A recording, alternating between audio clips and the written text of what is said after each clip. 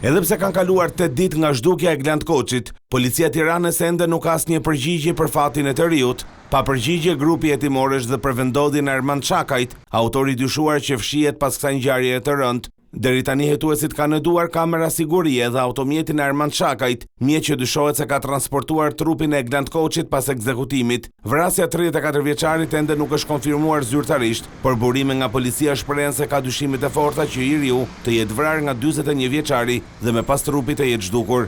Brenda automjetit janë gjetur një dha gjaku që dyshohet se janë të Gland Koçit. Kjo makinë u zbulua nga policia në momentin që arrestoi kamariarin e autorit të dyshuar, i cili ndodhet ende në kërkim. Enea Zyferi, 25 vjeç, u arrestua nga blut në zonën e bulevardit të ri, teksa po lante automjetin me urdhër të Shakajt. Madje në dëshminë e tij ai ka thënë se mbrëmjen e 4 qershorit ka parë të futet në lokale Gland Koçin, por nuk e ka parë të dalë më. Sipas tij, pronari ka kërkuar që të fik dritat pasi do të nxirrte një frigorifer të madh. Lokali Armand Shakajt ndodhet në afërsitë të gjimnazit Ismail Qemali, ndërsa sipër ishte një ambient i marrë me qira nga 41 vjeçari. Në këto ambiente dyshohet se është vrarë i riu. Madje disa kamera kanë filmuar Armand Shakajin duke nxjerrë qeset e mëdha të zezat, të cilat i fut me pas në makinë.